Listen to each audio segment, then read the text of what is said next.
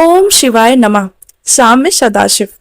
नमस्कार दर्शकों, आप सभी का स्वागत है आपके अपने YouTube चैनल पे। आज है कार्तिक कृष्ण त्रयोदशी। इस दिन प्रदोष व्रत रखा जाता है। क्योंकि ये तिथि शनिवार के दिन पड़ रही है, इसीलिए इसे शनि प्रदोष व्रत कहा जाता है।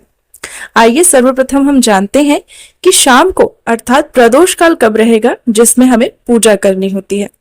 प्रदोष काल प्रारंभ होगा शाम को 5:48 से 8:19 तक, जिसकी कुल अवधि रहेगी 2 घंटे 31 मिनट की। इसी दौरान आपको पूजा करनी है। आइए अब हम सब मिलकर श्रवण करते हैं शनि प्रदोष व्रत कथा।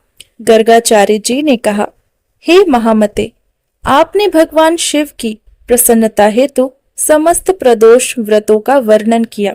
कृपया कर अब आप शनि प्रदोष व्रत की महिमा का वर्णन करें। तब सूत जी ने कहा, हे ऋषिवर, निश्चय ही भगवान शिव एवं देवी पार्वती के चरण कमलों में आपका अनन्य प्रेम है। इसीलिए मैं आपके समक्ष शनि प्रदोष व्रत की विधि का वर्णन करता हूँ। कृपया आप ध्यान पूर्वक श्रवण करें। प्राचीन कथा के अनुसार किसी गांव में एक निर्धन ब्राह्मण अपनी पत्नी के साथ निवास करता था। एक दिन अपनी निर्धनता और दरिद्रता से व्यथित होकर उस ब्राह्मण की पत्नी शांडिल्य ऋषि के समक्ष पहुंच जाती है और उन्हें नमन करके कहती है, हे मुनिराज, मैं अत्यंत दुखी हूँ। मेरे दोनों पुत्र आपकी शरण में हैं। मेरे ज्येष्ठ पुत्र का नाम है धर्म, जो कि एक राजपुत्र है, तथा मेरे अनुज पुत्र का नाम है शुचिव्रत। हमारे जीवन में घोर दरिद्रता का वास है। हमें अनेक प्रकार के कष्टों ने घेरा हुआ है। हे ऋषिवर, आप ही हमारे दुखों का, कष्टों का निवारण कर सकते हैं। कृपया करके उत्तम जीवन के लिए आप हमें कोई मार्ग बताएं। उस महिला की करुण पुकार सुनकर शांडिल्य ऋषि ने कहा, हे पुत्री, अपने दुखों के निवारण हेतु तुम्हें भगवान शिव के प्रदोष व्रत का श्रद्धा पूर्वक पालन करना चाहिए। ब्राह्मण पत्नी ने पुत्रों सहित प्रदोष व्रत करने का निश्चय किया। कुछ समय उपरांत प्रदोष का दिन आया। तब तीनों ने व्रत करने का संकल्प ले लिया। एक दिन शुचिव्रत एक तालाब पर स्नान करने गया था। उसे रास्ते में एक सोने से भरा हुआ कलश प्राप्त हुआ। वह उस कलश को लेकर अपने घर आया और माँ से कहा, माँ, देखो, मुझे रास्ते में धन से भरा हुआ ये कलश प्राप्त हुआ है। माता ने धन को देखकर भगवान शिव की महिमा का गुणगान किया। माँ ने राजपुत्र धर्म को बुलाया और कहा, पुत्र, भगवान शिव की कृपा से तुम्हारे अनुज को यह धन मार्ग में प्राप्त हुआ है। इसीलिए इसे प्रभु का प्रसाद समझकर तुम दोनों आधा आधा बांट लो। माता के वचन सुनकर राजपुत्र श्री शिव पार्वती का स्मरण करते हुए बोला, हे माता, यह धन आपके पुत्र का ही है। इस पर मेरा कोई अधिकार नहीं है। भगवान शिव एवं माता पार्वती जब मुझे कुछ देंगे, मैं उसे स्वीकार कर लूंगा। यह कहकर वह राजपुत्र नित्य की भांति भगवान शिव की पूजा में लीन हो गया। एक दिन दोनों भाई प्रदेश में भ्रमण कर रहे थे। रास्ते में उन्हें अनेक गंधर्व कन्या मिली। उन्हें देखकर कन्याओं की दिशा में ना जाकर शुचिव्रत उसी स्थान पर बैठ गया। लेकिन राजपुत्र धर्म अकेला ही उन गंधर्व कन्याओं के मध्य जाकर पहुंच गया। उनमें से एक कन्या अत्यंत सुंदर थी। राजपुत्र के रूप पर मोहित हो गई तथा उसके निकट आकर अपनी सखियों से बोली, हे सखियों, इस वन के समीप ही जो एक अन्य वन है, उसमें अनेक प्रकार के सुंदर पुष्प खिले हैं। वह दृश्य अत्यंत ही मनोहारी है। तुम सभी उसकी शोभा का आनंद लेकर आओ। मेरे पैरों में अत्यंत पीड़ा हो रही है, इसीलिए मैं यहीं पर विश्राम कर लेती हूँ। यह सुनकर वो सभी सखियां अन्य किसी वन में चली गईं और वह अकेली गंधर्व कन्या उस राजकुमार को निहारने लगी। राजकुमार भी उस कन्या के सौंदर्य पर मंत्रमुग्ध होकर कामुक दृष्टि से उसकी ओर देखने लगा। कन्या ने पूछा, आप कौन हैं? आपका क्या नाम है? आप किस राजा के पुत्र हैं तथा आप कहाँ निवास करते हैं? राजपुत्र ने कहा, मैं विदर्भ नरेश का पुत्र हूँ। आप अपना भी तो परिचय दें। कन्या बोली, मैं बिंद्र गंधर्व की पुत्री हूँ। मेरा नाम अंशुमति है। मैं आपकी कामना जान चुकी हूँ। आपका मन मयूर मेरे ऊपर मोहित हो चुका है। विधाता ने भी हम दोनों के मिलन का विधान रचा है। इतना कहते हुए उस गंधर्व कन्या ने अपना मोतियों का हार राजकुमार को पहना दिया। राजकुमार सकुचाते हुए बोला, मुझे आपका यह प्रेम प्रस्ताव स्वीकार है, लेकिन मैं अत्यंत निर्धनता में जीवन निर्वाह कर रहा हूँ। इतना सुनते ही उस कन्या ने कहा, आप निश्चिंत रहें, मुझे आपकी समस्या का समाधान ज्ञात है। आप अभी घर लौट जाएं। शीघ्र ही आपके कष्टों का अंत होने वाला है।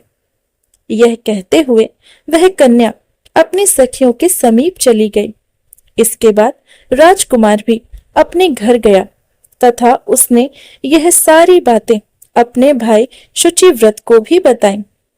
इस घटनाक्रम के तीसरे दिन राजपुत्र धर्म अपने भ्राता शुचिव्रत सहित उसी वन में पुनः पहुंचा। कुछ समय के बाद वहां पर गंधर्वराज अपनी कन्या को लेकर पधारे। गंधर्वराज ने बोला, मैं भगवान शिव के दर्शन हेतु कैलाश पर्वत पर गया था। शिव जी ने मुझे बताया, हे गंधर्वराज, धर्मगुप्त नाम का एक राजपुत्र है जो वर्तमान में घोर दरिद्रता एवं निर्धन हो चुका है। उसके शत्रुओं ने उसे राज्य से निष्कासित कर दिया है। वह मेरा अनन्य भक्त है। तुम पुनः राज्य प्राप्त करने में उसकी सहायता करो।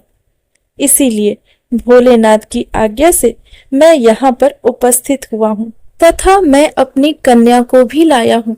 यह आपसे विवाह की इच्छुक है। आप इसे स्वीकार करें। मैं आपको पुनः राज सिंहासन पर प्रतिष्ठित होने में आपकी सहायता करूंगा। इसके बाद राजकुमार धर्मगुप्त ने उस गंधर्व कन्या से विवाह कर लिया। गंधर्वराज ने अपनी कन्या के विवाह में अमूल्य धन संपदा आदि प्रदान करी, जिसे प्राप्त कर राजकुमार धर्म अति प्रसन्न हुआ। इसके बाद अपने ससुर की सहायता से उसने अपना राज्य पुनः प्राप्त कर लिया तथा वह सुखपूर्वक शासन करते हुए उत्तम जीवन को व्यतीत करने लगा।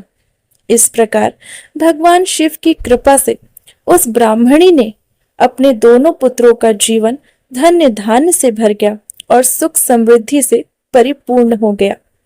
इत श्री शनि प्रदोष व्रत कथा संपूर्ण। तो ये थी शनि प्रदोष व्रत की कथा। भगवान भोले शंकर, माता पार्वती आप सभी की मनोकामनाओं को पूरा करें, ऐसी हम कामना करते हैं। आइए अब श्रवण करते हैं भगवान शिव की आरती। ओम जय शिव ओंकारा, भोला पार्वती प्यारा, ब्रह्मा विष्णु सदा शिव, भोले भोलेनाथ महाशिव, अर्धांगी धारा। ओम जय शिव ओंकारा, एकानन चतुरानन पंचानन राजय, हंसासन गरुणासन वृषवाहन साजे। ओम जय शिव ओंकारा, द्वे भुज चार चतुर्भुज दश भुज अति सोहे, तीनों रूप निरखते त्रिभुवन जन मोहे। ओम जय शिव ओंकारा, अक्षमाला वनमाला मुंडमाला धारी, त्रिपुरारी कंसारी करमाला धारी। ओम जय शिव ओंकारा, श्वेतांबर पीतांबर बाघांबर अंगे सनकादिक ब्रह्मादिक भूतादिक संगे। ओम जय शिव ओंकारा। कर के मध्य कमंडल चक्र त्रिशूलधारी प्रभु सुखकारी दुखहारी जगपालनकारी। ओम जय शिव ओंकारा। ब्रह्मा विष्णु सदा शिव जानत अभिवेका प्रणवाक्षर के मध्य प्रणवाक्षर में है शोभित ये तीनों एका। ओम जय शिव ओंकारा। लक्ष्मी व सावित्री पार्वती संगा पार्वती अर्धांगिनी शिवलहरी गंगा। ओम जय शिव ओंकारा। पर्वत सोहे पार्वती शंकर कैलासा भांग धतूर का भोजन भस्मी में वासा। ओम जय शिव ओंकारा। जटा में गंग बहत है गलमुंडन माला शेष नाग लिपटावे ओढ़े मृग छाला। ओम जय शिव ओंकारा। काशी विराजत विश्वनाथ नंदी ब्रह्मचारी नित उठ दर्शन पावत नित उठ भोग लगावत महिमा है अति भारी। ओम जय शिव ओंकारा। त्रिगुण स्वामी जी की आरती जो कोई जन गावे कहो प्रेम सहित गावे। कहत शिवानंद स्वामी भजत हरि हर स्वामी मन वांछित फल पावे। ओम जय शिव ओंकारा। ओम जय शिव ओंकारा। भोला पार्वती प्यारा ब्रह्मा विष्णु सदा शिव भोले भोलेनाथ महाशिव अर्धांगी धारा। ओम जय शिव ओंकारा। ओम हर हर हर महादेव। ओम हर हर हर महादेव।